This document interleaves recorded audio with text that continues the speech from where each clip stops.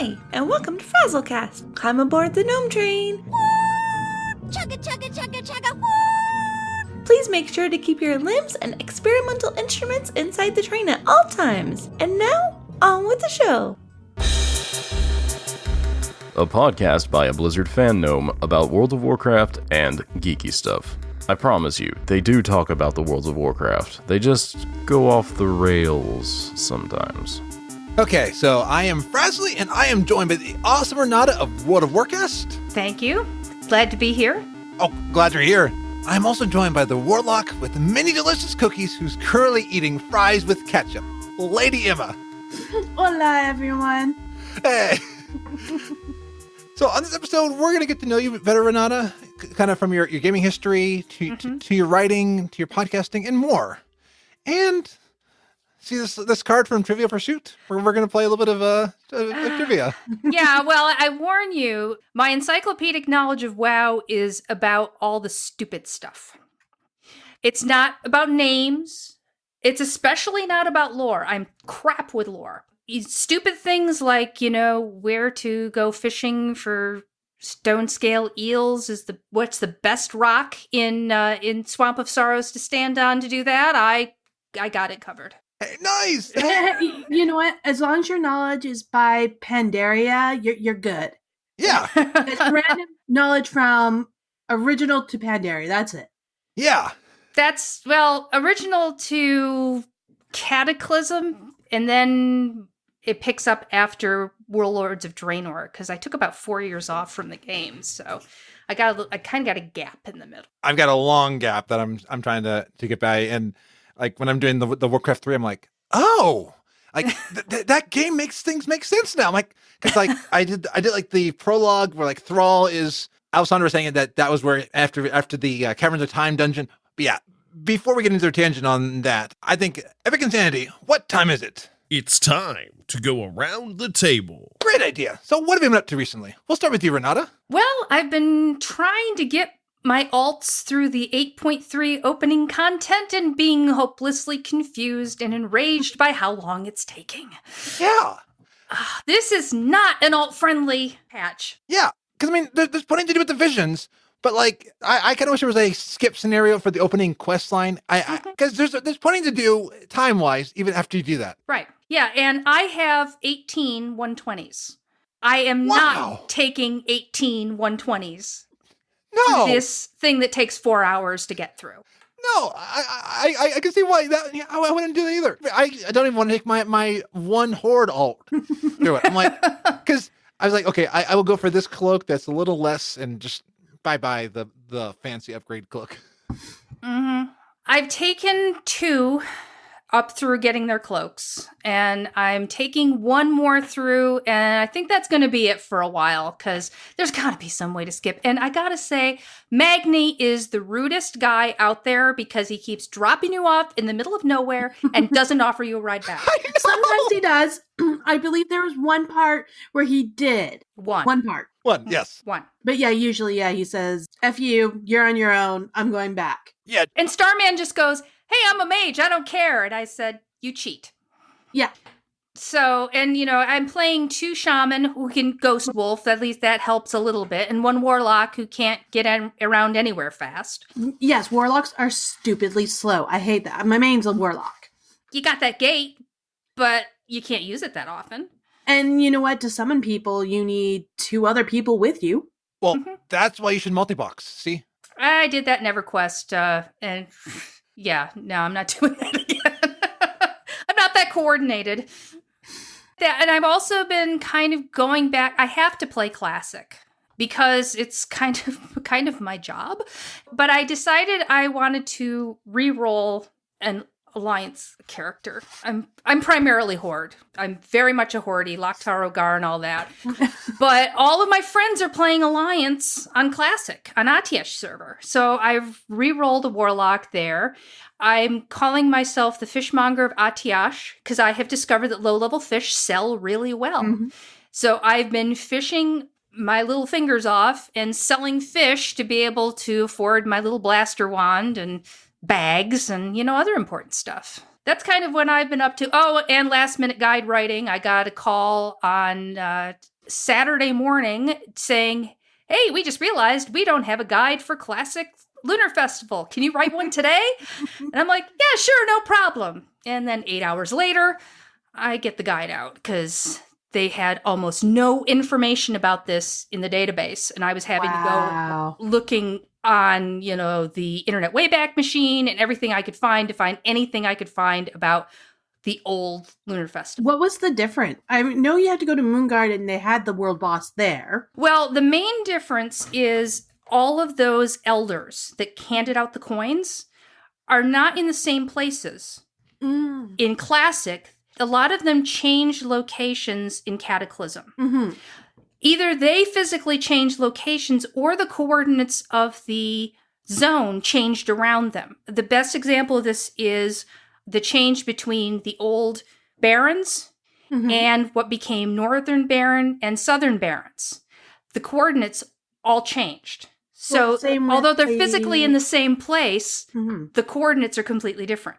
Well, it's the same thing with probably Thousand Needles, because that used to be no water and now it just flooded. Right. For example, there were 2 in there. One was in Free Wind Post, and that one's still there. But in the new one, it's on the speedboat, and on the old one, it's on the racetrack. So a lot of these changed. And there were other little changes, like in retail, the coins give you experience, and quite a lot of it. In Classic, it gives you plus 50 Horde or Alliance reputation, but no experience. So your motivations are going to be different for whether you want to do them or not. I could see mount-wise, because is it all Horde or is it a specific? Oh, it's all Horde. It's 50 for all Horde reputations. Okay, so if you want to work on that for mounts and stuff like that, I could see that being a useful thing. Right. But the vendors don't sell as many things. And they had some recipes, but they were kind of weirdly set up instead of being purchased as being quests. And you hand in 5 coins of ancestry and you get these recipes. And weirdly, some of them are buy none pickup and some aren't. There's some kind of weird randomness going on. But it took a long time to kind of dig into this and get the right information for this guide. But I'll talk more about that when we get to talking about writing for the challenges of writing for Wowhead in Classic has been things I never really anticipated. Yeah, because I'm trying to remember things from my Classic days, even Midfire Festival. I just remembered way, way back in the day, trying low level, going to a Horde bonfire and getting a quest. I've never known what, because I couldn't hand in the quest, what the quest was for and what I got from it, other than I got a red quest because I clicked on their fire. Right, and now you're flagged. Oh dear. Yeah. Well, the raid group I had at the time, well, I wasn't raiding, but they were, they all decided they were going to PvP Horde at Thunder Bluff. And that's how I got it. Well, you'd almost have to go in groups because, there are people waiting around for people to flag it up so they can gank them. Exactly. Yeah. So, that's kind of what I've been up to recently. Is it mostly just being kind of confused by 8.3? Yeah.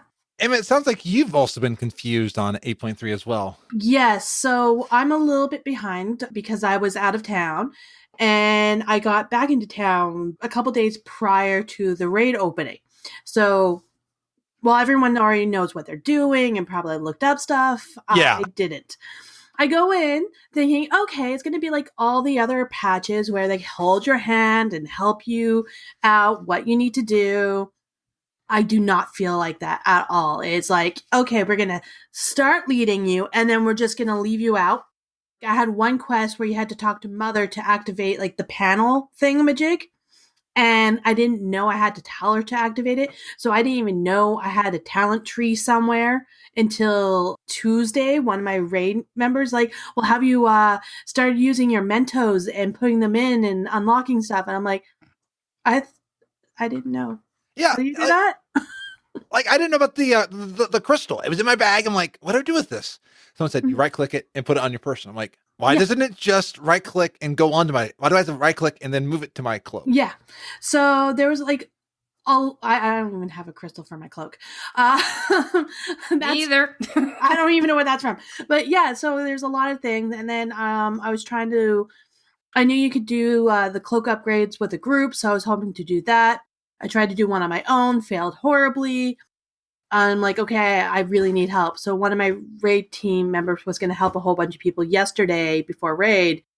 And he feels horrible for it because we failed and got no one any upgrade. It happens. Yeah. Yeah. It's no hand-holding at all. You have to do your research. Which is kind of like the classic mentality. And I did read an interview that they're looking at what did people like of classic going forward. So either it's a design decision or a lack of figuring out what to do with it, or they want that classic, you got to figure it out to go forward. I agree with some of that, but I sort of also feel like we were kind of dropped off the cliff here. Yes. We weren't led to expect this, and it's like, whoa, wait a minute. What? There were a couple of times. I know exactly what you're talking about, Emma, with when you feel like, you just kind of get dropped in the middle of this, and you're going along and you're going, wait a minute, I don't have another follow-up quest. Who do I have to talk to here? Yeah. Or the different 2 zones. Like, I understand they got us to do them for your cloak, but now I'm like, okay, when do I go to them? Where's the raid? Because the raid apparently moves, which I didn't know until one day. So I thought I'll be like proactive and be in front of the raid. Where is it? I'm in the wrong zone completely. I guess maybe I've had an advantage that, like, I've talked with people on stream. I've had people who know going on. So yeah. So for me, I haven't had to look for it because people have said, "Hey, Frazley, here's what to do."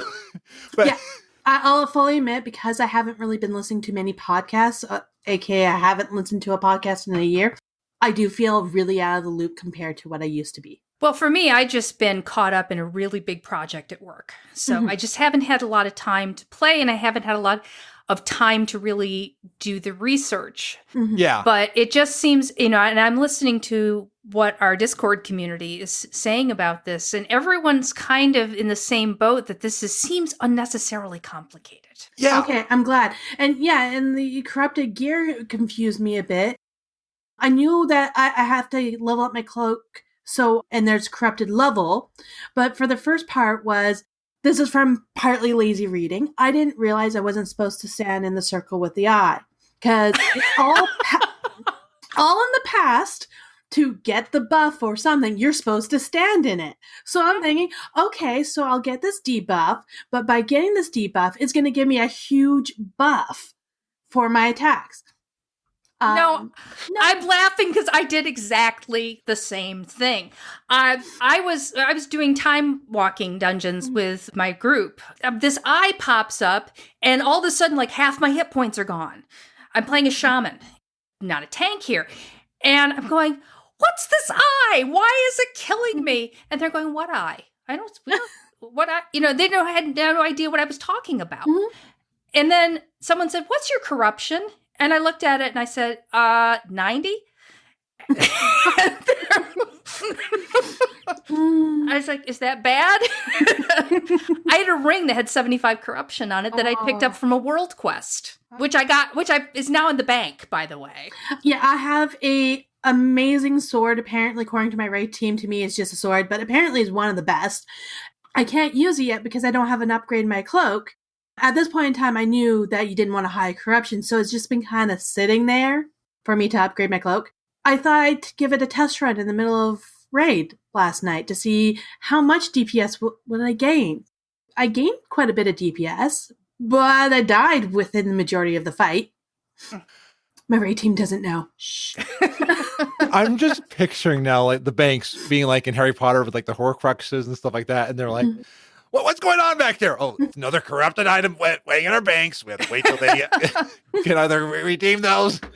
Yep. So I have my bag. One of my bags is full of different gear for different corruptions. So if I can want certain stats, because I can't have that much corrupted, so I have a balance of regular gear and corrupted gear, so I can mix and match them. Yeah, this seems to be an awful lot of gear wrangling. I mean, it's one thing almost having different Azerite sets for different specs.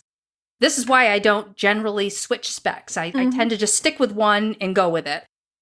But now we've got to be managing all this corrupted stuff too. And I'm just like, I don't even raid. Why am I doing this? One thing is I need to collect new pets. I've maxed out all the pets that I own to 25. So I need to start collecting pets again. I'm getting close to that myself. Squirt Day. Epic Squirt Day is like the best. Oh, I know. I got to calculate when the next one is because I don't know. Usually there's a calendar that goes around. It's got that information on it. It's random when it updates. Mm-hmm. And then I was thinking of doing Classic again because I was just so confused and frustrated with this patch. And a whole bunch of my friends are like, hey, you should play with me. You should play with me. But I'm like, oh, Classic takes most of your life. Current World of Warcraft takes most of your life. Yeah. I have to work and sleep. Mm-hmm. That's where I'm kind of torn. I'm thinking about it, if I'm actually going to actually start a character. And what you were mentioning was how you're playing Alliance on Classic. Well, everyone I know who usually plays Alliance wants to play Horde on Classic. I want to be Alliance. I like my Alliance. Yeah. and there are some good Alliance guilds like Renata's group. I know Juno has a group over on Alliance as well. So yeah, I think they're Alliance. Yeah. It's the group on Atiesh. Okay. Yeah. Yeah, that's the group I've joined up with. Okay, cool. And is that the same one with all of the twinks that are in that one, or is that a whole different group? I think the Twink Guild's something different. Okay. And then from there, where I was, why I was late, is I went to England. Nice. Oh, lovely. Yeah, going to England is nice. The reason why I went to England was not nice. My nanny passed away, so I went there for a funeral. But I look on the brighter side and used it as more like a family reunion. So I got to see family that I was there about 3 years ago. Mm-hmm. So I got to meet a lot of my family then. So got talk to and hang out. 90% of the things I brought back was all sweets from England because, well, they just travel well. Yeah. My middle sister has never actually been to England since a baby. So I was basically trying to show her around as much as possible. We went to London Tower, but my oldest sister, who lived there for almost a year, never took the river cruise. So what our plan was, we go to Greenwich, which is like, to me, I count it like a farmer's market, is a craft market.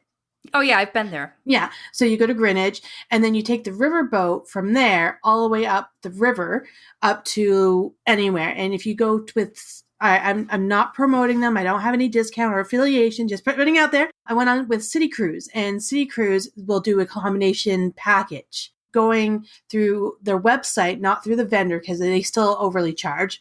You'll get a discount of going with City Cruise, go up the cruise, and then we did London Tower.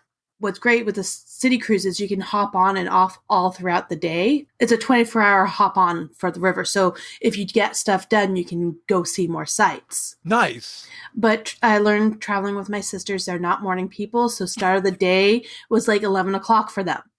And while I was there, every time I'm there, I feel like as soon as it hits about 4 or 5, everything stops. Oh yeah, the whole place just rolls right up. Yeah. You're not going to get much time starting. No, early. So I might have ditched them a lot and hanged out with my mom, who was a morning person. So they would wake up with a note saying, "Hey, gone out. Here's the address of where you need to go and which bus to catch," and left. When I was on the trip in December, a lot of people on the ship who would wake up late. I'm like, we got up at 6 a.m. in the morning and got ready, and we had the whole day to us. Because then I don't see sleeping in on a trip. Exactly. And I end up getting a cold a couple days into it. Didn't let that stop me. I just did everything. I ended up going to the aquarium with my sister, which I've never done before. If I'm comparing the BC Vancouver aquarium to a London aquarium, I prefer London aquarium in the way it's kind of set up. It's a trail. You're going to go through the whole thing and see everything. The downside is it's a narrow little trail. And we went when the school field trips were happening. So you get 25 to 30 kids coming in this trail, and you want to take photos, and you can't because you got this little trail. Now, my sister did it the wrong way and tried to be ahead of the trail, where I waited until those kids went through, take my photos, go a little bit further. Then if I get another group of kids, I just wait until they go through. It takes you longer, but you get more time to actually look at the stuff and not have little kids jumping in the ride. I have nothing wrong against kids. It's just we weren't planning on having multiple schools going through the aquarium. Yeah. It's like whenever you get to a restaurant, like, oh, tour group, run! Yes. One thing I do epically miss is there was cider everywhere and so many different types of ciders. Ooh. Oh, my favorite is one that's called Old Rosie's Pig. Oh, I had that. Yeah, it's a still cider. It's and it is just wonderful. I have found a sort of an equivalent, and I'm trying to remember what the name of it was that I'm able to get in the States. It's close to Old Rosie's Pig. And one I had, I think the brand was Brothers, and it was rhubarb custard. It is a bit of a sweeter cider. As long as it's cold, it's great. As soon as it's warm, it's gotten a little too sweet. But it was just nice that either it was on tap or you had 5 or 6 different bottles of cider. And all the pubs I went to, they did a drink combination with the meal. So your meal would be, let's say, £5.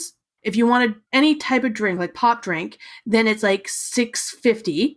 And then if you want an alcoholic drink, it was like $7.50.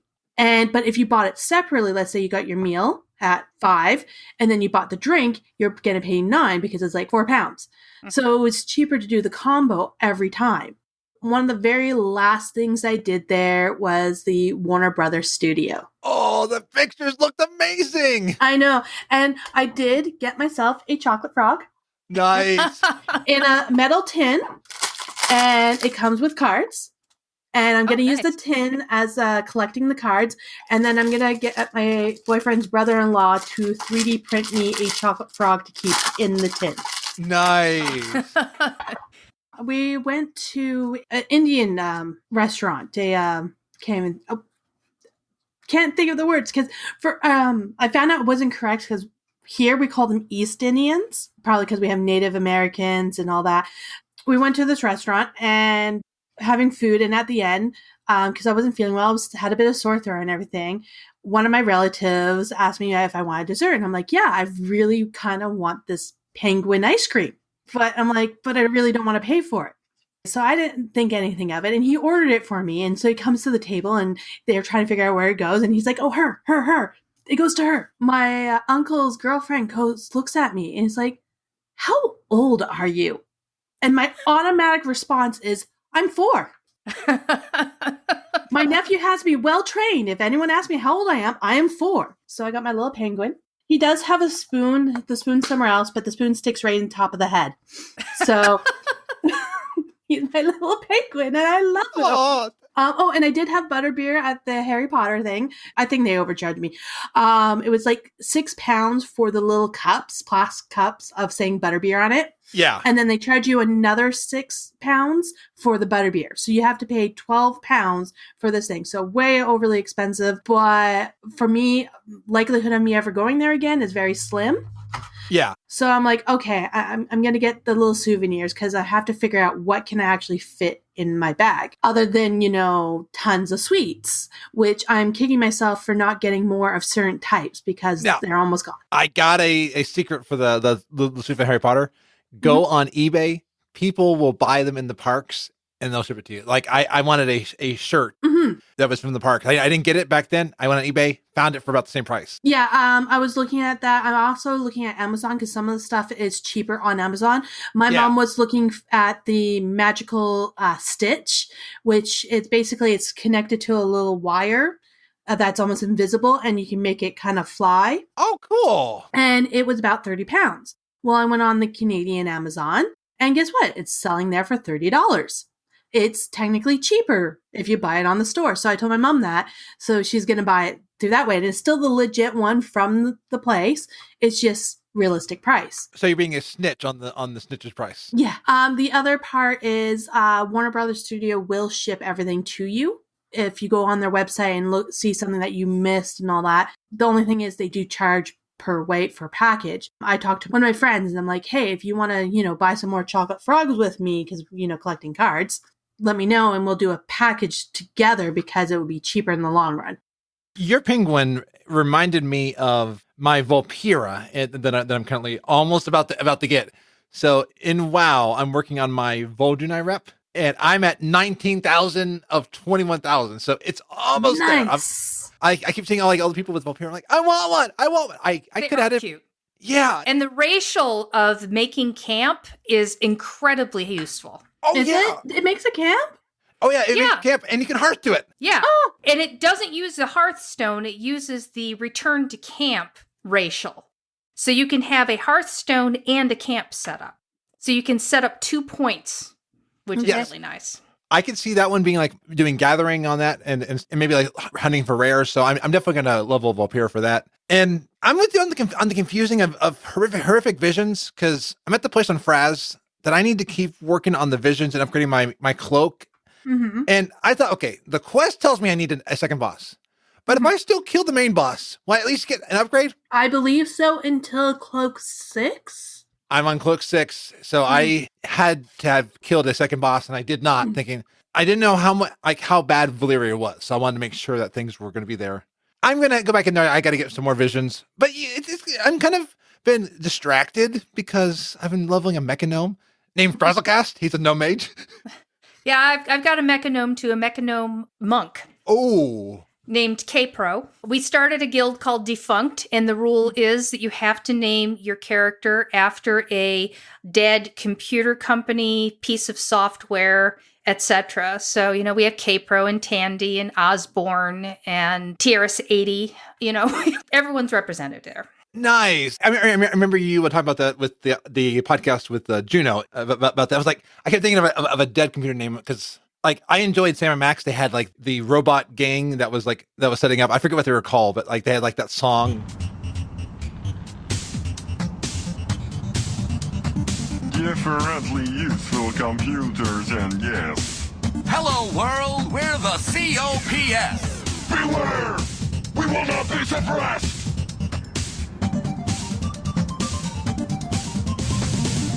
We are useful. We are fruitful. We are useful. Everything that moves is beautiful. We are useful. We are fruitful. Built to last. The future is the past. Oh, yeah. I know what you're talking about. I can't remember the name either. Yeah, I can't remember it. And it's interesting that you bring up old computer games, because I'm going to guess in your gaming history, you might have played some old computer games on old computer game systems that are no longer around. How did you get into gaming? I got into gaming when my dad brought home a Telstar Pong machine console when it was brand new. It's like 1977, 78, something like that. And that was my first, we had 4 games. It had tennis, hockey, handball, and squash. So that was the fancy model with multiple games. But after that, I can remember waiting in line to play Space Invaders and Pac-Man and Ms. Pac-Man and Centipede and all those. And then, text-based games came along. And also some of my friends had computers that we played like, Oregon Trail and Hammurabi and stuff off cassettes. Yeah. Oh, wow. Okay, because I was on the floppy, so I predate floppies. I played the newer version of the Oregon Trail the first time I played Oregon Trail, where it was on a CD and you downloaded it and all that. And the graphics were a little bit more updated. Yeah. Yeah, you always get dysentery and die. Yeah. It seems to be the law in Oregon Trail that you die in some horrible fashion. As far as computer games go, after like your basic Infocom text games like, Leather Goddesses of Phobos and Hitchhiker's Guide to the Galaxy and those sorts of things, I really got into first-person RPG games like Wizardry and the whole Might and Magic series. I played a lot of the early Sim games, not The Sims, but like, Sim City, Sim Earth, Sim Life, Sim Ant. Oh, Sim Ant! How far did you get in that one? Because I always wanted to get farther. I just never did. I got pretty far in that one. I remember the Sim Ant. Yeah, you remember you fed each other by puking at one another? Yes. I remember playing it on the Super Nintendo version.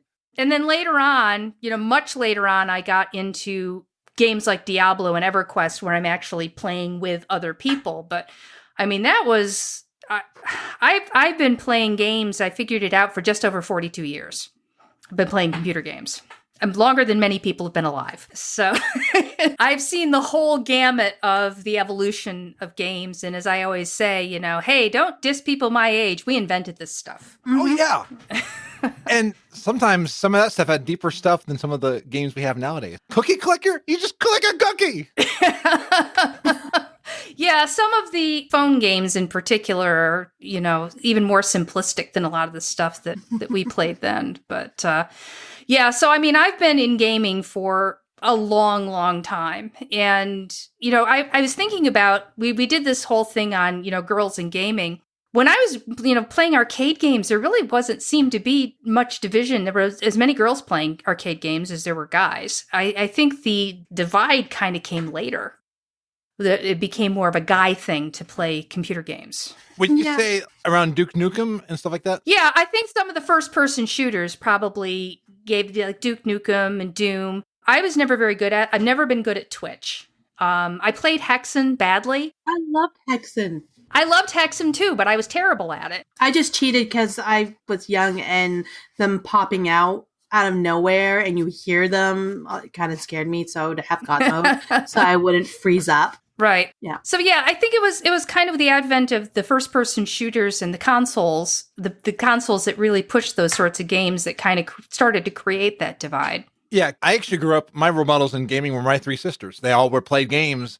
I think only one really still plays games, and not even as much as her husband now. And one of them gave it up because of going from 2D to 3D, that she could not reconcile how to control the camera. But like, I would watch them play Super Mario Brothers. I watched them play Link to the Past. They were my role model. And yeah, I mean, I could see that a change in technology. I totally understand where they're coming with the whole 3D. Yeah. So how did you get into Blizzard and World of Warcraft games? EverQuest 2 started to kill EverQuest. Yes, I remember that time. It came out and all of a sudden, most of my friends were going in one of three directions. They were going to Star Wars, they were going to EverQuest 2, or they were going, some of them, not many at this point, were going to World of Warcraft. And honestly, I wasn't interested in Star Wars because I like Star Wars, but it's never been my thing. And EverQuest 2, I didn't have the computer hardware to run it. They had very, very high requirements. They were trying to go for hyper realistic, and it did look, I mean, for the time especially, it looked great. But I had a 4-year-old computer. I would have had to buy a new video card. I couldn't put quite as much RAM into it as they wanted. So I said, well, let's give this World of Warcraft a try and just see how it goes. I mean, I'd played Warcraft 2. I never played Warcraft 3. And I said, well, let's give it a try. And I mean, I've been playing Diablo before this, so I was familiar with Blizzard and their games. But curiously, most of the people that I knew were just going to EverQuest 2, so we kind of went by ourselves. And my husband and I went and started playing Warcraft. What do you think drew you into WoW? Was it the world? One of the huge differences is I like being able to play with other people, but I really enjoy soloing. Yeah. Or sometimes just playing with my husband. You couldn't really do that in EverQuest. Everything required larger groups because there were classes you could solo, like you could solo a necromancer. It was really few and far between, and there wasn't anything you could do for like 15 minutes. Everything was a procedure. If you didn't have at least a couple hours, it wasn't worth playing.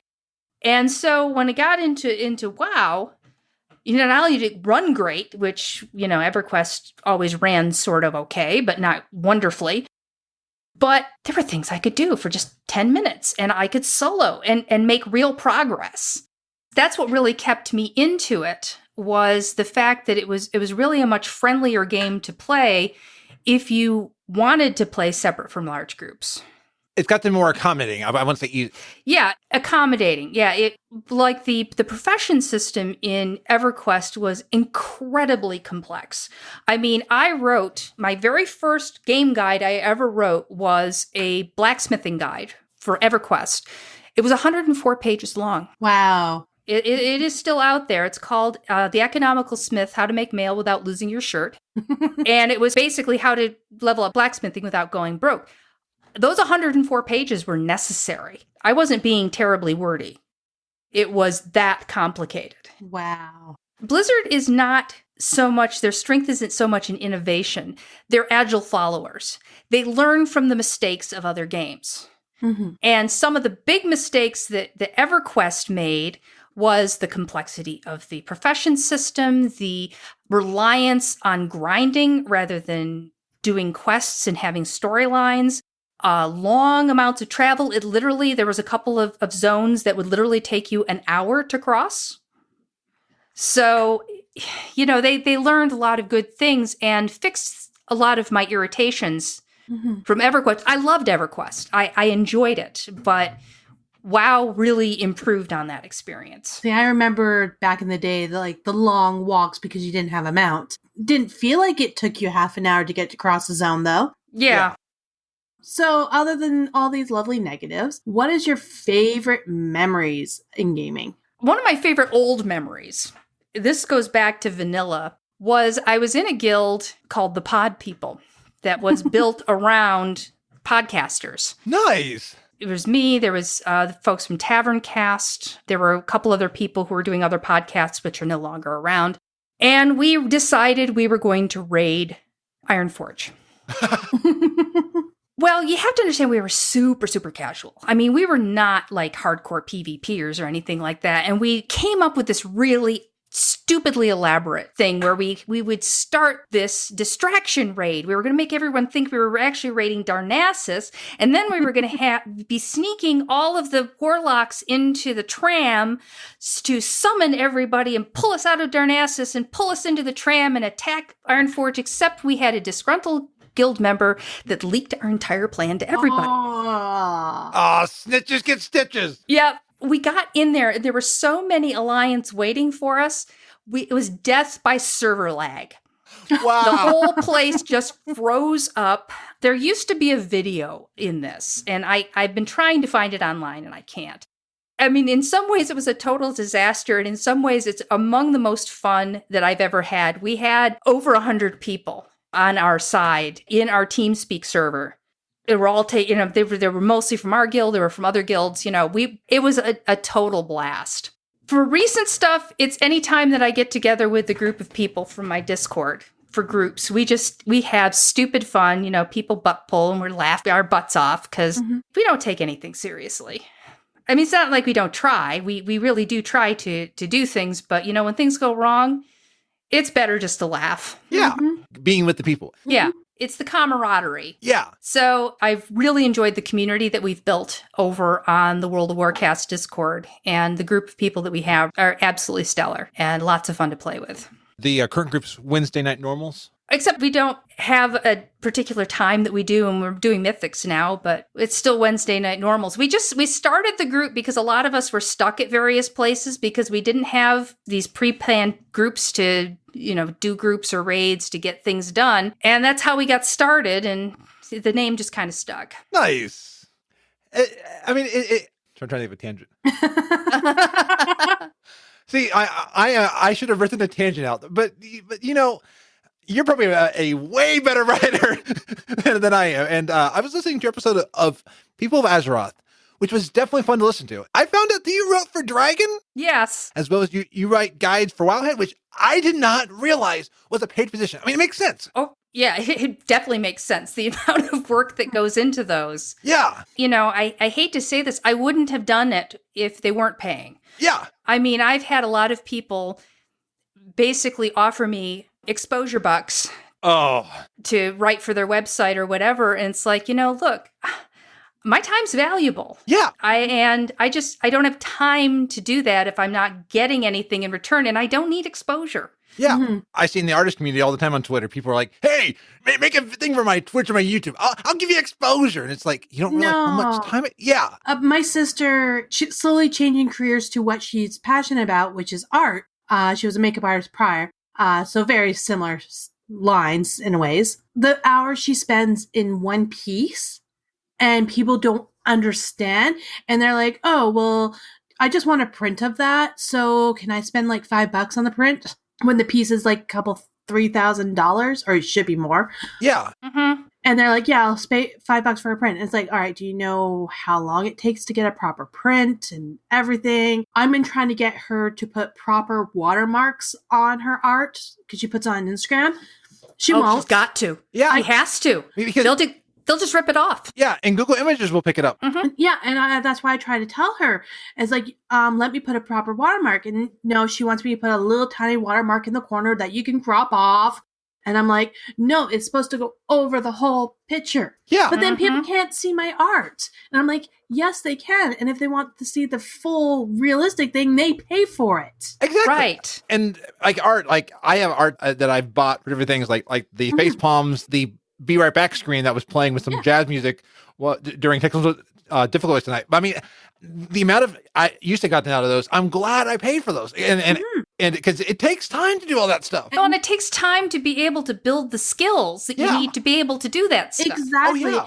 And like, I will fully admit, I once was that young naive where I wanted this stuff for free or as a gift or random stuff. And I will admit, I have won some competitions where I got the art and I have it and I absolutely love it. And you get people say, well, you do it for fun anyway. So it's like, why are you charging for it? And it's like, because it takes a lot of my time. Yeah, exactly. And it's like, you should pay for the work someone does. And if it's a phenomenal work, then you really need to pay for what it's worth. Right. Yeah.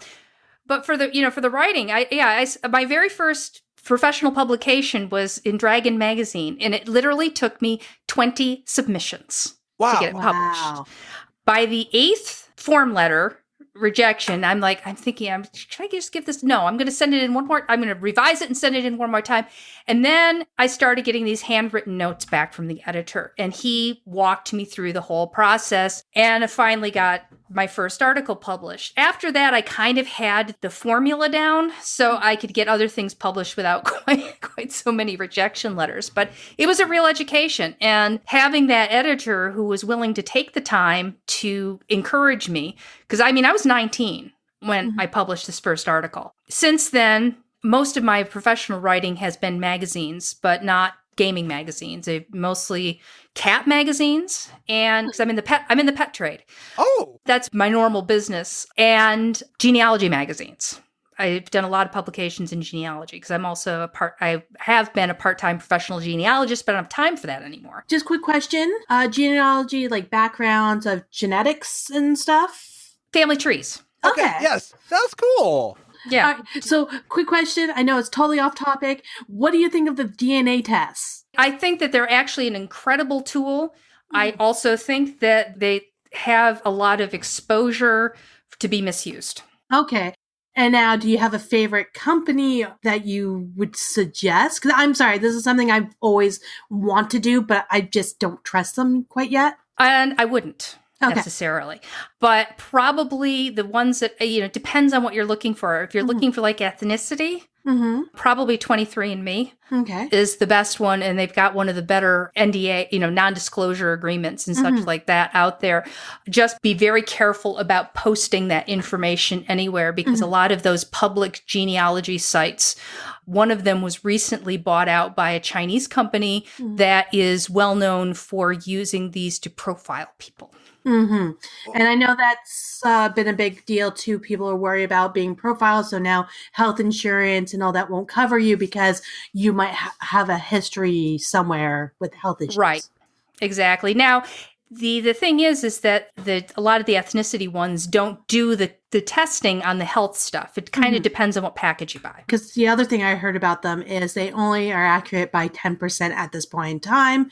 Due to the fact that there's still not enough research. And there's not enough of data points yet, which is why when you get like an ethnicity DNA tests, I got mine through Ancestry.com because mostly my interest is in the genealogy. And I have a couple of what they call NPEs, which are called non-paternal events, where you have daddy wasn't who you thought it was. Not my dad, but that does happen in the best of families. So I had some things I wanted to check, and genetics is one of the best ways to do that. But in the time that I had my DNA tested about 5 years ago, and I think my ethnicity estimates have changed like 4 times in the past 5 years. So they're refining. But there's a lot of things they can't tell. Mhm. I had the 23andMe done. The coolest thing opened up was at least help me think less United States and more. We are more connected than we are different. Yeah. Now I found out that genetically I'm pretty boring, and I'm exactly what I thought I was, which was pretty much all British Isles, Scotland, and Ireland with some Scandinavian thrown in there. Mhm. So there was nothing terribly interesting in that. I had thought about doing the 23andMe, though, because they will check Neanderthal markers. Oh. I want to see if I'm any Neanderthal. That would be interesting. Yeah, because that's the one thing. I keep looking at all these different tests, and one of the things I see is 23andMe is really good with their marketing, so it's really in your face. Google's one of their big backers. Yeah. They're also kind of tanking right now, so you might get some sales. Okay, I'll look into that. And I think my sister just bought an Ancestry one. Mm-hmm. So she's just submitting that one in. And I know, even though we're sisters, our results could be different because I've seen... They can be quite different, yeah. Yeah. You share half your DNA with your dad and your mom. Yeah. But I say, it's like your dad has, say, 50 black marbles marked 1 to 50, and your mom has 50 white marbles marked 1 to 50. Your sister goes in and picks out 25 marbles from each one. The chances that she picks the same set of marbles, very low. Mm-hmm. So you can have degrees of overlap. Theoretically, you could pick none of the same marbles. There's a little bit of a crapshoot there. Mm-hmm. My sister and I actually have among the lowest amount of shared DNA that you can have and still be full sisters. Wow. Which surprises no one. We're completely different people. Mm-hmm. We thought it was very funny when we found out. So, as I said, it's not entirely predictable how much you're going to share.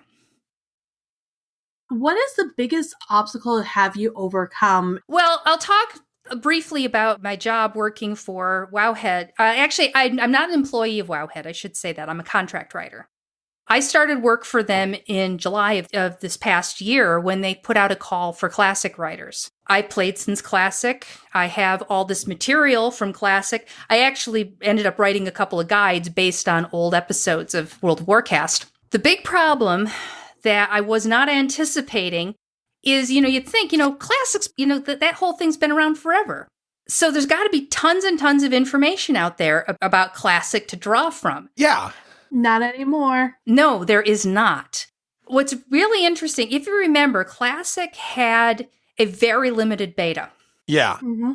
Very small number of beta testers, and there were no beta keys. Mm-hmm. So I was not in beta, and Wowhead was not able to give me a beta key. Oh. Now, normally what they do is, like, when Shadowlands comes out, they will get some beta keys, and they will make sure that all of us who are writers for them will get those beta keys so that we can go in there and start testing things. Because I've written the guides for the Covenants in Shadowlands and the guide for how to level up the new leveling system in Shadowlands, and I'll be expected to keep those up to date as the time goes on. But Classic, not only did they have a limited beta, the beta stopped at level 40. There was almost nothing in the Wowhead database from level 40 to level 60. So I'm writing all of these guides on farming cloth and herbs and ore and leather, and I've got no information in the Wowhead database on where to find any of the stuff above level 40. I had to rely on my own memory, and I went back to my old podcasts. I used the Internet Wayback Machine to find old blogs. What was really amazing, I was really surprised at how much I remembered. Then I had to go back and check it after everything came out to make sure it was all accurate. And I'd missed a few things, but I was really surprised how little I did miss. Mm-hmm. And you'd think, well, their Thoughtbot was around then, and Alakazam was around then, so where did all this data go? The answer is that neither of them were really great databases to begin with. They were mostly hyped up forums. Mm-hmm. And they had some databasey things, but the data that they had was very sketchy. You're given kind of these basic outlines, but you're expected to fill it in with a lot of details. That was really the biggest problem, was writing through this and also getting used to the fact that with Wowhead, anytime you've got new content coming out, you have the Classic release, things are coming up, these phases, we're on deadlines. We got to get this stuff out and ready for people to be there to be ready on day one. And sometimes, like with this lunar guide, you're working with very incomplete information. it's kind of getting used to the whole flow of things. And, like the 3 weeks before Classic launched, I was pulling 60 to 80 hour work weeks because I'm running my business. Yeah. And writing with every free moment of my time to make sure that these guides were getting written. So yeah, it's a good thing they pay. Yeah. I wouldn't be doing this for free. I mean, I've written 47 guides since July. I've written some articles for them. I've ghostwritten a few guides that where the original guide writer disappeared. They don't know where he went. And someone's got to take over and fix things. And I also get called in for some editing duties. Like, hey, oh, by the way, 8.3 is coming out. Someone's got to go in and fix all the profession guides to put in the new 8.3 recipe information. So they call someone like me and say, hey, can you go fix this? And I'm like, yeah, sure, whatever. You're paying me. So Yeah. As I've been more into that, my responsibilities have gone up. And so that's why I get the Saturday morning, hey, can you write a Lunar Festival guide?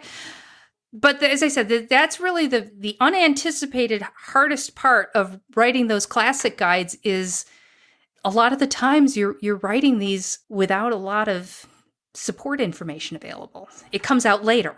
It would be nice if like Blizzard had like for guide writers, hey, here's just to let you know, but then how do you control leaks? Right. See, right now I'm going through my old World of Warcraft guidebook for Classic. Oh my goodness. Yes, I do have it. I pulled it out when Classic came out saying, I'm going to play Classic and I'm going to be ahead of everyone because I got a book. And there's nothing in here about holidays whatsoever. Right. This is before the holidays were actually a big thing. Well, the holidays didn't come out until patch 1.9. Mm-hmm. And then to make things even more fun, there was a bunch of changes that were made shortly after Burning Crusade came out. Mm-hmm. So sussing apart what things were in the original one and what things were added in Burning Crusade is often very difficult to separate. I had this problem. I also wrote the guide for Classic Darkmoon Faire. Mm-hmm. Had the same problem. There were a lot of things it took a lot of digging to figure out when was this introduced. And what's doubly interesting is information about Darkmoon Faire and information about holidays almost never made it in patch notes. No, they didn't. I realized that too.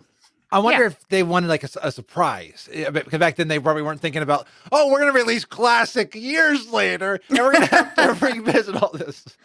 Yeah, because I thought, hey, I'll just go through the patch notes and be able to figure out what was released when. No. In fact, it's like these big things where they made huge changes. I don't even think they mentioned Darkmoon Faire until they took everything to the island, which wasn't until Cataclysm. Wow. You expect with this old game, there's going to be tons of information, but it's not the case at all. Well, and you mentioned the Wayback Machine. I wonder if some of the stuff was like stuff that sites that were up there, because like now we think a little bit more about keeping stuff up for posterity, but maybe back then the internet was a little bit more wild back then, and we're like, right. Oh, I'll put up a blog up here, like Angel Fire. It's like Angel Fire, GeoCities. Some of those are gone. Well, some of them are still there if you can find. But you see, you have to know what the old URLs were. These are all quests. These are all the quests, the chains of the quest. So there's the starting one, and then what they're called. It fits on one page. Wow, it's so tiny. It's just like that's one chain. There's another chain, and it's not one page; it's multiple pages. I was gonna say, I would have thought there would be more than one page. No, multiple pages. That's for just one zone. And oh god, and you have to wonder how much did that change from printing that guide to vanilla going live. Well, and the other thing is the Wayback Machine doesn't work for databases. No, it only works for static sites. So what you got to do is you got to find these old blogs and things. Mm-hmm. Even then, you're wondering how accurate was their information. Mm-hmm. That and having to write everything in BB code. My favorite parts is the term glossary. AC, armor class. AoE, area effect. Do they talk about mobs and NPCs and all that other good stuff? NPC, non-player character, a computer-controlled character within the game of whom PCs can interact. Example, vendors and trainers. Mobs, short for mobile, has become associated with NPCs and monster creatures that can be fought, in brackets, created in a high point of MUDs? Multi-user dungeons. That's an old term. Yes, I don't even know MUDs. Yeah, that goes back to I was playing in MUDs in like 1986, something like that. Yeah, on BBSs, bulletin board systems. Yes. And then there's two different types of Ubers. One's a German slang for super, and Uber's Upper Blackrock Spire. And now Ubers is I order too many Ubers, so I have to cancel one of them before they get here. Right, exactly. Exactly. But so I love looking at the glossary terms. Oh yeah. It's just like, this is where it started. And things that like we take for granted now, but yeah, back then. I understand people that don't play games not knowing like the terms, because like I'll say things that are like, I understood maybe one word in that. Yeah. I just love it saying, "Oh, I'm going AFK," and you get the elderly people thinking, "AFK? What do you mean AFK?" I taught someone PepCat problem exists between keyboard and chair, and they're like, "Oh, perfect." And picnic. When I was setting up a store, I would always say, "Oh, this is a picnic." Problem with Picnic guys like it's easy. No. Yeah. I was puzzled because, my mother would send me texts like, "Oh, I'm sorry you're having a bad day, LOL." And I'm like, what? And I found out she thought it meant lots of love. Oh, okay. And I said, "No, Mom, it means laughing out loud."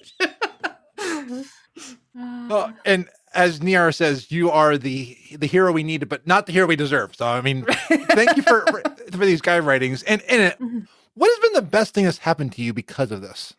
For me, it's just getting back into one of the things that I really love. And one of the reasons I got into podcasting, I get to actually use my master's degree in instructional design. I like educating people. I like teaching people about, getting under the hood, researching things, finding out how things work, and teaching people, not necessarily, and I'm not the person to ask about how to do a raid or something like that. Like, for example, one of my favorite guides was based on a listener question he was dyslexic and he couldn't read the text in the game, and he was asking me if I knew any way to fix that. And I figured out how to change the default fonts in the game.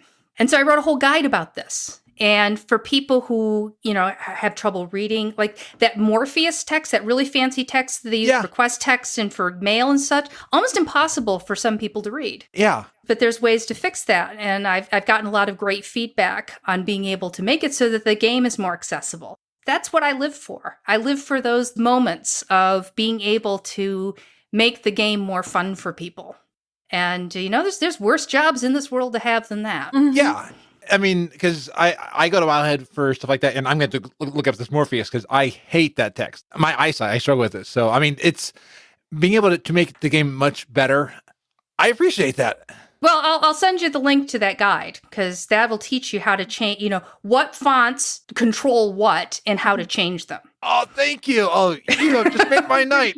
I'm one of those people, I listen better than I can read. Mm-hmm. So when they started doing more text where there's actual speaking behind it, it made my day. Yeah. Instead of constantly needing to read, because I lose half of the story because I have to read and I don't absorb all the information. I start to zone out. Yeah. Adding immersion, the add-on that cuts the text down was the best thing for me, because then I can focus. My mind doesn't jump ahead, but I'm able to read, and it's bigger. I just have crappy eyesight, so I get eye strain very easily. Oh, same. High five, yeah. Yeah, high five there. So for me, it turned out to be very helpful too. But there's actually fonts that are made to be much more readable on screen. Nice. And that helps a lot. I did not know that. Yeah, in fact, I have to, whenever I do screenshots for stuff for Wowhead, I have to go and change the fonts back to the default so it doesn't show up with my wonky readable fonts. Because it'd be like, what is that? Yeah, my screen doesn't look like that. I might have to ask you that, because in Word, when I do Kirog's site, I'm typing it up and it's like humongous lettering so I could just read it. Mm-hmm. The font that I recommend for people is one that's called Lexi Readable, and it's made specifically for dyslexics who have trouble distinguishing between. It's wonderful to read on screen. It's very, very clear and easy to read. So, but it's, as I said, there's links to all that in the guide, and I'll post that to Frazley. And if you want, I can send you a copy also. That would be amazing. Thank you. And then once I get it, I'll make sure it's in the show notes because I think that is useful information. You just changed my WoW plan. So Well, a lot of people hate Morpheus. They it's very stylish. It's very pretty. Yeah, it looks cool, but it's like I felt good just finding the add-on Blizz move that I could at least move it and I could make it bigger. But now that they've actually changed the font, oh yes, yeah. So in addition to writing, you're also a co-host on World of Warcast. Yes, off and on. I mean, I was on for about 4 years, and then I was off for a while, and then back again in 2014, I think it was. They came back, or 2016. 2016. It wasn't like I set out and say, gosh, I want to do a podcast. I call myself the accidental podcaster in that Starman was doing the podcast with his first co-host, Lindian, and something happened, and they decided not to do it anymore. And we had a mutual friend of ours named Azeroth who said, no, you shouldn't shut down the show. You should keep going. You should find another co-host. Mike was like, yeah, well, I don't know anyone who wanted to do this. And then Azeroth started coming to me and said, hey, you'd be perfect for this. And I said, I don't have a voice for podcasting. I'm no good at this sort of thing. So he said, well, just give it a try. And I just dropped Starman an email and said, hey, Azeroth suggested this. Let's try it and see how it goes. And then we did like 80 episodes together after that. And then I kind of lost interest in the game, and I had some work things going on, and I dropped. And then I ended up leaving the game entirely between the middle of Cataclysm, came back in the middle of Warlords of Draenor for a sad reason. I had a friend of mine who was also a podcaster who passed away from skin cancer at the age of 44. I wanted to attend his in-game funeral as my character, so I re-upped my subscription and then said, well, I got a month. Let me look around, and I'm still here. And then I found out that Starman had stopped doing World of Warcast, and I said, hey, why don't we freak everybody out and just throw an episode out there and see who's still subscribed? We don't have to ever do this again. And we're still here. I will be one of those people. I got into the podcasting, listening to them late. Their podcast was one of the very first ones I listened to. When Eric was he was really good. He was. And I'm one of those people that if I'm going to listen to podcasts, I'll listen to the very first episode I can find and listen all the way through. So that's what I did. I had a lot to catch up on. Yeah. I was in World of Warcraft, but the information I was getting, even though it was old information, was still useful at the time. Mm-hmm. That is definitely one, and I'm glad it's still going. I'm glad you're on.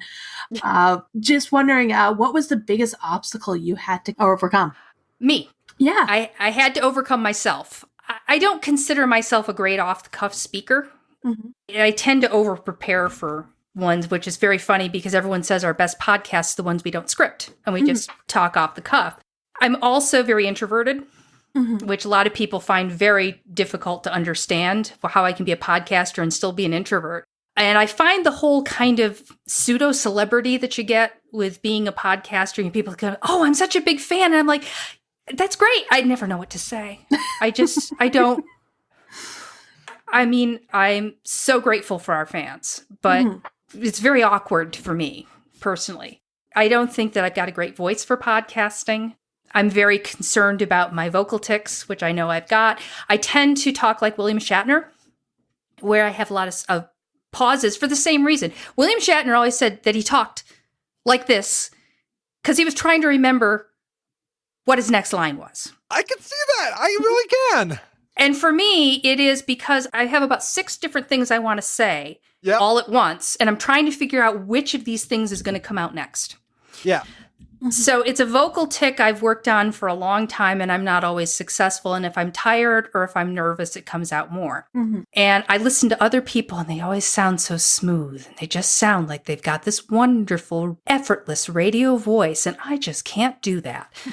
So I've just decided I am what I am. I think it's amazing because, like I said, I've been listening to the podcast for years, and if it was a podcast that I couldn't stand listening to, because there is a few of those out there, I won't say who, I just stopped listening. And while you're on and everything, I never shut it off. So Well, thank you. I didn't notice these ticks, and I think it's wonderful. I think it's more in my head than it is anything else. Yeah, because of this show, I've edited a lot of different guests. Every guest tends to think of themselves in the worst way, and I mean, in every guest, I will see like their personality. But yeah, I mean, we are all better than we think. But I'm with you. Someone told me that I sound like Darren DePaul, not in the voice, but like in how he talks. I'm like, so like, okay, I have somebody to idolize. I can become like Darren DePaul and Candy. And so, but you know, I as you said, I think we all go through that, you know, because you know we always are kind of suffering from imposter syndrome. Yeah, you know, that's just part of being an adult. I mean, I think one of the things that you realize is that everybody feels that way. Oh, yeah. And, you know, you think everybody's always got the answers and they don't. And I've just learned, you know, a lot of the times if you just fake confidence, it eventually... Fake it to believe it. Yeah, exactly. And just take it as a sign of your insanity, because people who don't think they can do anything wrong, I mean, those are called personality disorders. Yeah. I find that the imposter syndrome is my ego check, because I don't want my ego to get out there. I don't want to be like, oh, I'm the best person ever. Because then I think I can do everything and I can't do everything. Well, for me, this has never been about ego. I don't do this for an ego trip. I do this because I genuinely enjoy sharing what I learn. You know, I have a saying on our podcast, which is doing stupid experiments so you don't have to since 2005. I like that. And, you know, I come up with all these, you know, weird things, you know, ways to play the game, which are not mainstream. You know, I've come up with several challenges for my group. We've run these challenges called the Naked and Afraid Challenge, where we challenge each other to run up characters without heirlooms, without gold, without, you know, all kinds of different stuff. I've been thinking about running one where the only things you can wear are things you've crafted. Interesting. You know, you'd have to make some exceptions to that, but I'm always trying to come up with things to help people see that one of the strengths of WoW is you can play it in so many different ways, and none of it's wrong. Yeah, it's all legitimate way to play it. Yeah, and it adds spice to it. Like, I've been running irons, and other than dying on my irons and having to say goodbye to another one because of a stupid mob mistake I did, I like that it changes the game.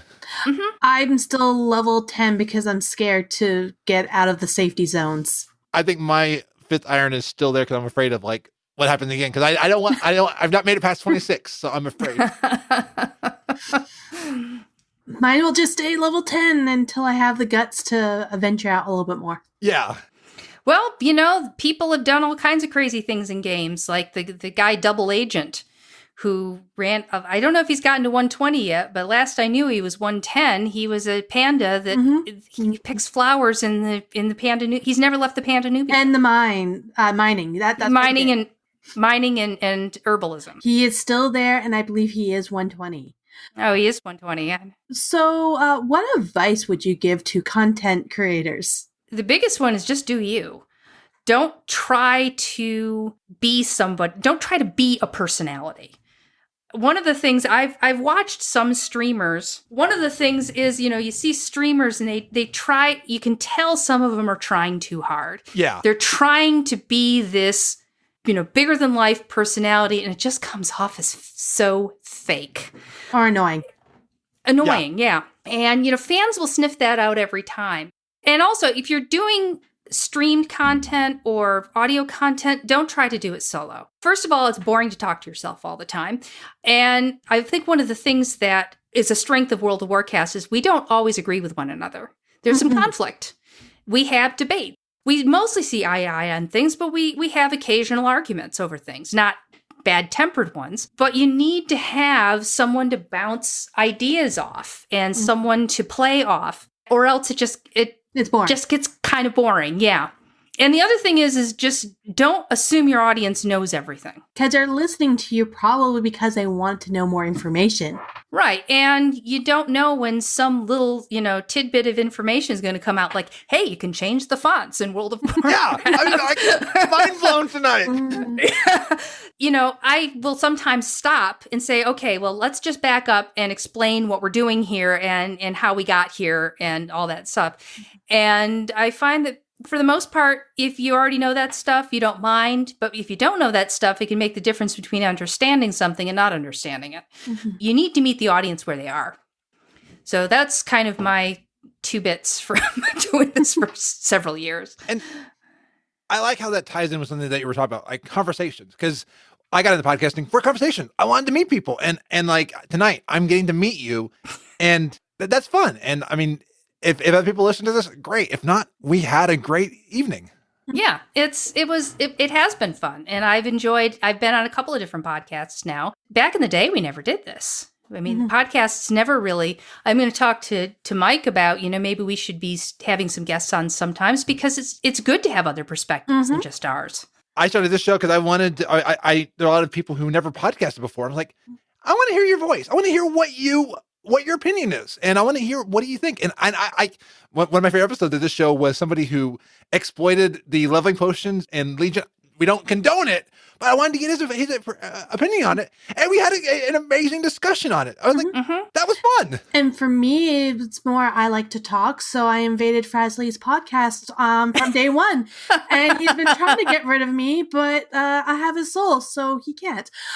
And one of the stipulations of having my soul is that when you're on, we got to do trivia. We do. Dear. We're changing it a bit. Yes. Which is making me scared. Yes. So tonight, you two are the ones I'm going to ask. And I'm actually changing it one more. Mm-hmm. So I'm going to make it that if Renata, if you win, I will send you anything from the Gnome.live store. Okay.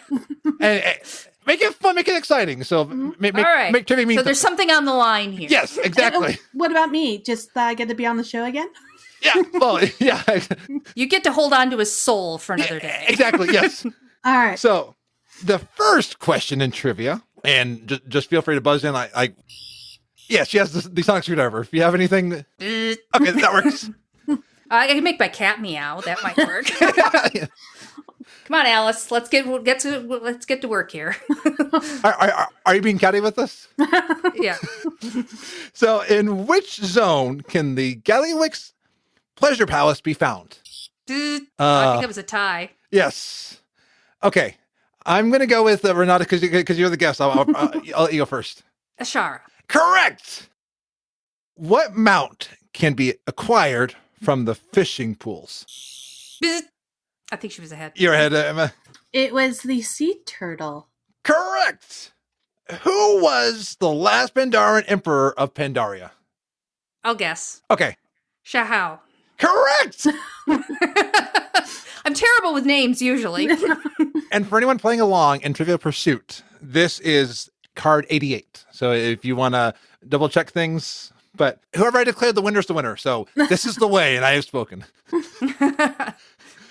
What type of spells had the chance to trigger the blessing of ancient kings from the legendary mace Val Anir or Hammer of the Ancient Kings? Yes. Taking a guess, holy spells? Nope. Well, we know it was paladin. Mm-hmm. Healing spells. Correct! Well, holy counts as healing, doesn't it? There's also holy DPS. Exactly. I was thinking. I didn't run the legendary weapons on my paladins, so. Yeah, me either. Who is the leader of the leper gnomes and rules over the irradiated sections of Gnomergon? I'm terrible with names. I told you that. You and me both. I know this one because I want him to die. Yes. Leon? No. Yeah, no. I don't know who you are or where you are, but I'm going to take your city and irradiate it. No. I can see the little bugger, but I can't get his name. Final boss in Gnomergon. Final boss in Gnomergon? Yeah, as I said, I'm still drawing a blank here. It isn't Mechantork, because that's the king. Yes. He became like the leader of the gnomes, because they're a democracy, which is actually pretty cool. That like in the Mechagnomes opening scenario is really cool on that. Plus, that's Alliance, so that's not. Yeah, that's not my area of expertise. Okay. So you're short on your gnome knowledge. Yes, I am. Okay, we can move on, but the answer is Mechaneer Sickle Thermoplug. Yeah, I would Oh, never have gone Thermoplug. that. That's I might have gotten Thermoplug. I definitely wouldn't have gotten the first name. Yeah, and I would have given you just even the ending. Right. So final question, and if Emma gets this, it's a tie, and if you get it, then you win. What is the maximum number of players allowed in a scenario? Emma. 3. Yes. Okay. Tiebreaker question. Tie. Okay. At random, I'm going to just pick a random question on the guard. Okay. Make sure we don't see the back of it. Oh, yes. Yeah. Not that my eyesight's that good, but The world tree Nordvasil is located in which zone? Emma? Mount Hyjal? Correct. Oh, I'm sorry, Renata. No, it's okay. I actually did buzz in, but I wasn't loud enough. Oh, So, I'm sorry. but we tied. We Okay. would have tied on that one too. So Yeah. Yeah. Well, I was close to saying Darnassus, and I'm like, no, that would be too easy. No, it was in Hyjal. Yeah, I'm like, no, it's Hyjal. Because Darnassus is the actual tree. I like that one because there's also one in Northrend. So I wanted to kind of see it. Because do you remember that question, Emily? Yeah. The Northrend? Well, Renata, I will still send you a lovely mug from the store. So we have Well, thank you. Be Awesome or Brie Awesome. One's a B. I'll show you afterwards. And Just show me afterwards. We'll negotiate from there. that sounds good. And I'll send you that link for the fonts. So Oh, perfect. Yes. And I'll make sure it's in the show notes because I want people to get information because, like I said, tonight was mind blowing, and I want to thank you for joining me on FrazlCast tonight. It was fast and fun. Yes, it was fun. Thanks. Thank you for having me on again and eating on the show, which Oh, I yeah. normally don't do, but I didn't have dinner yet. Hey, at some point, I'm going to be eating a pizza on stream, so it With pineapple? It has to have pineapple on it. might be pineapple just to make people upset. I love pineapple. It's so good. I get It chicken is. and pineapple. Actually, I have some chicken and pineapple pizza in my fridge. I don't understand the pineapple hate. I'm Yeah, neither. it's good stuff. It's the same with Gnome Hate. I don't understand Gnome Hate, but before we people clicking off their podcast to go listen to another episode of another show, where can we find you on the interwebs? I am on Twitter at Warcast_Renata. I am on the email at Renata@worldofwarcast.com. I am on our Discord. That's where you can find me most of the time at discord.worldofwarcast.com. And I am on Wowhead under Renata Kane. And Emma, where can we find you? You can find me on Twitter at lady_Emma or harassing Frazley in some form way. And I just thought about it. Do you all want to head with me to Dalaran? I heard they have some pineapple on pizza there. I still haven't found it, and I really should eat it, and I hate the fact that it gives you a debuff. It does? Yeah. It gives you a debuff? It gives you a debuff. Oh, that's Someone unfair. the one at Blizzard hates pineapple on pizza. Apparently. Yeah. So, Frazley, we should go find the pineapple on pizza right now. Let's do it. All Yeah. right. More pineapple on pizza. I actually want to buy a whole bunch and see if I can give it to level 1s that are just creating a character. And it's like, here, have a pineapple pizza. I go, no, I have to quit this game right now. Cancel my subscription. Okay, yep, that's my goal now is to get bags and pineapple and pizza and hand them out to new level 1s. Sounds like a plan. Activating customized Corpus A transporter.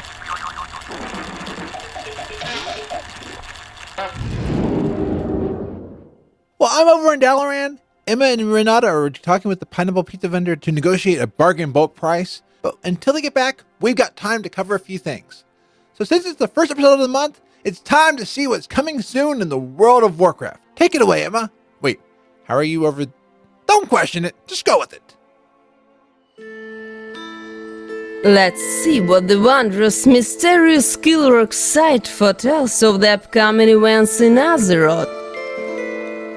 Thank you for joining us on Killrug Site, the upcoming events for February in World of Warcraft. Darkmoon Fair starts February 2nd to the 8th. Darkmoon Fair has a new tiny arcade. The path to the new arcade is the left side of the newish roller coaster, and then take a right, which is located right behind the roller coaster. It's easy to miss as there's not much there. There's a gnome and a Dark Moon arcade console. The console takes 1 Dark Moon token for a day of play. There are 6 games you can play: Hex Sweeper, Rune Matching, Bully, Barrels of Fun, Rememberable, and Tomatic Matrix. At this point in time, there's no achievements or reward playing these games, but it's something to do to pass the time. February micro holidays coming up is Hatching the Hippogriffs. February 23rd is a wonderful day in Fairlass. You can be part of taking care of freshly hatched hippogriffs. There are 5 baby hippogriffs to befriend, and they will follow you around for 24 hours. There is no in-game things, just a wonderful day to taking time to appreciate the artwork someone has created for the players and play with hippogriffs. The main holidays for February is Lunar Festival. It still goes on until February 7th. This is to honor the elders. You can visit 84 elders across Azeroth. Each will give you a coin of ancestry. Visit each one means you get 84 coins. I have noticed in the past after the event, the coins still stay in my bag, and I can use them next year to the items.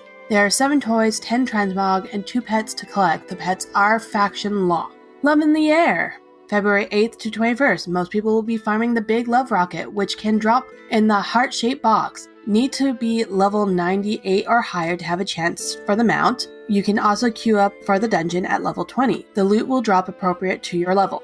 The other farming part of this event is love tokens. This is how you buy the pets, mounts, and toys. There's many more achievements. 3 of them are the Love Magnet, 10 Love Rays, Beacon of Love, 25 Love Rays, the Really Love Me, 50 Love Rays. There will most likely be a group of people trying to help out with this achievement. To help out, you'll need to buy an item from the holiday vendor or have the necklace that drops off the boss that has a on-use ability. When I did it, we would have everyone in a circle and a person would be marked on them, and they would go in the middle and everyone would use the item to get them the achievement. Please be nice, and if you do this, stay in the group and help other people to get this done. The weekly bonus event for February is Arena Skirmish Bonus Event. February 4th to 10th, 50% more honor awarded. Win 10 arena matches rewards you Azerite and Conquest. World Quest Bonus Event, February 11th to 17th. You get 50% more rep doing World Quests. Quest is to complete 20 World Quests and rewards you Azerite. Time Walking Dungeon Event, February 18th to 24th. As Outlands, level 71 or higher. You can queue for the Black Temple with a group of people in Shatrat City. Finish 5 dungeons rewards Azerite. You also get Time Warp badges that drop off of each boss and more completing the dungeon. You can find the Time Warp vendor in the middle of Shat City. Battleground Bonus Event, February 25th to 29th. Gain 50% more honor in Battleground. Quest is to win 4 Battlegrounds and reward you Conquest, 5 Marks of Honor, and Azerite. Check out more amazing events in the future. This is all for Kilrog's site, and everyone have an amazing February. Thank you, Emma. Let's look at what has been happening in the community. Awesome. Let's do that. So the race to world first for Nihilotha continues to roll on amidst all of the corruption, not out of the game, but in the game, due to N'Zoth. At the time of recording, Complexity Limit has defeated the second to last boss. We will see what happens soon. By the time this comes out, we may see Method head-to-head with them or possibly even have a winner. CharacterCraft this week retweeted a post by Icy Veins about how Limit has revealed they've spent over 140 million gold on BOE so far.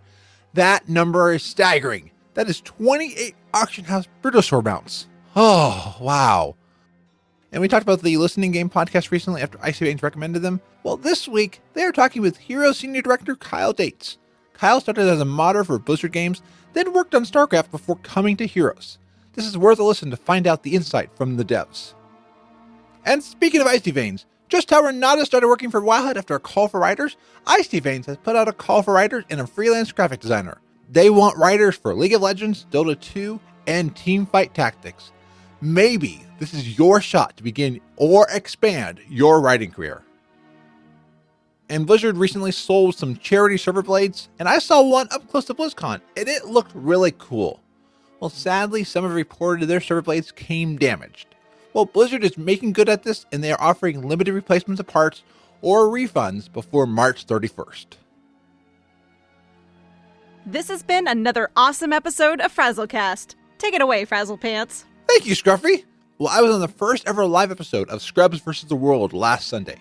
And that episode, episode 20, should be live by the time of this episode's release. We talked about podcasting and the ins and outs from our experiences. I had a great time talking with Sai, and I think you'll love this one. And a shout out to Rig of Character Craft Podcast, who said that 143 contained the funniest podcasting moment they've ever heard. This was in regards to the merchandise idea from Morally Great Podcast that Capital said during chat. So you've got to listen to 143 to find out what that was. And then Tom posted his gibberish phrase in response to episode 143, which was Fugel's Moogle. I have no idea what that is. To me, that sounds like an off-brand attempt at a Moogle from Final Fantasy. So this past week, I put in place the new standing desk in the studio, and I think it was a great choice for my health, my energy, and I overall just feel much better. And while bringing my studio up to a new level, I decided to also add some new FrazlCast rewards, which are the channel points which you earn just for watching when I go live at gnome.live. I've added things like an art break. Basically, this is me doodling on the screen using a drawing tool. I've added a dance break to music, jumping jacks, and a Rig of Character Craft Podcast suggested, in addition to jumping jacks, I should add in squats. So I've also added those in. And then today I added in treats for my cat Chocolate with a limit so he doesn't get fat. And I added a reward for me to eat some Bean Boozled jelly beans, which are lookalike jelly beans, sort of like Birdie Bot's Every Flavor beans. Jelly Belly, who makes Bean Boozled, also makes the Birdie Bot's Every Flavor beans at the different parks for the Wizarding World of Harry Potter. Reagan Cuffy of Character Craft already had me eat toothpaste, dead fish, and a juicy pear.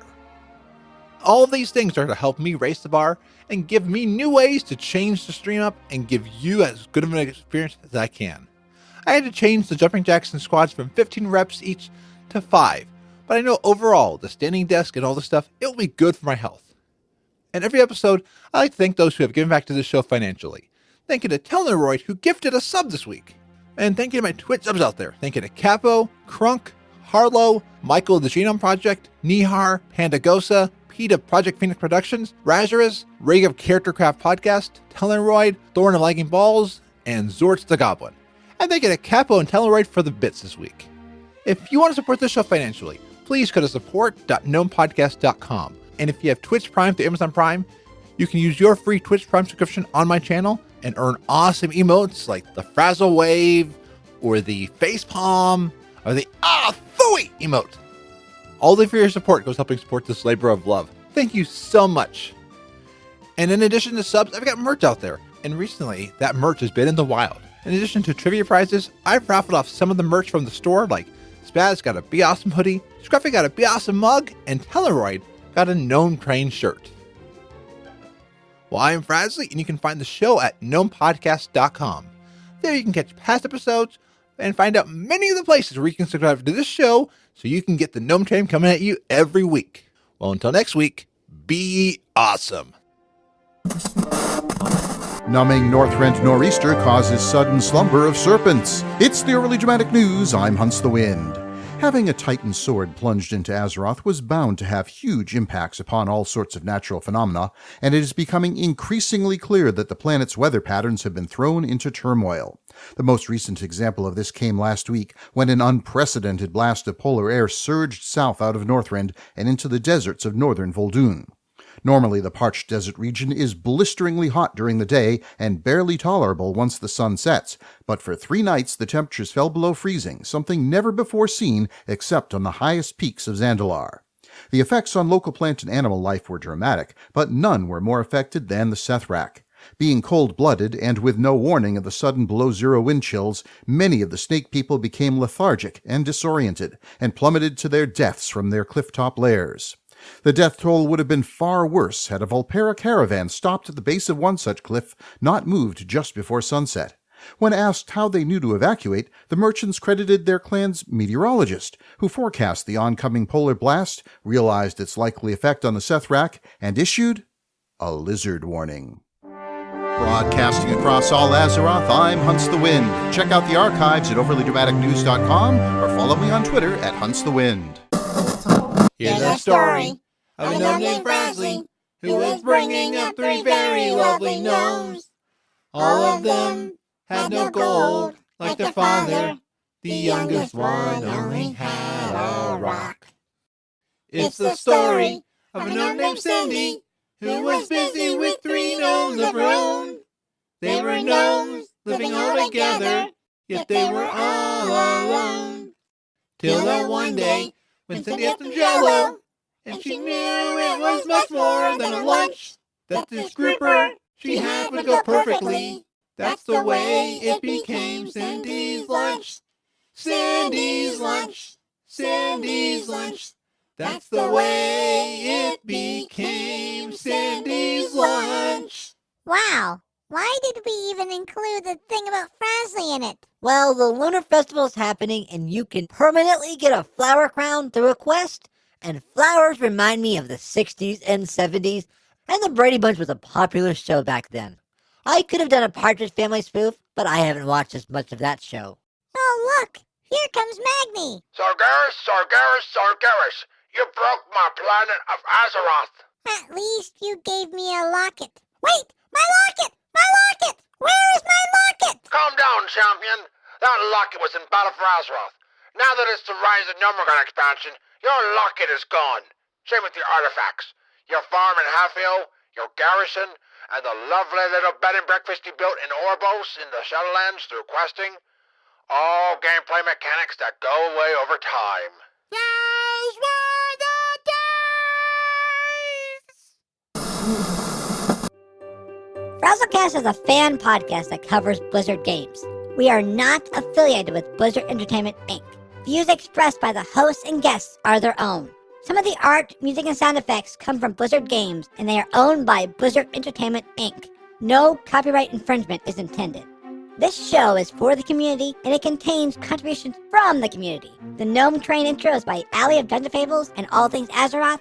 The opening music is by Brandon T. Blaylock. The Gnome Roar is by Jen of Morally Grey Podcast. And the Frazzlepants bumper at the end is by the Scruffy Druid of Loot Optional and Viral Voice Arts. This show is brought to you by Dragon Powered Studio. Find more at dragonpoweredstudio.com.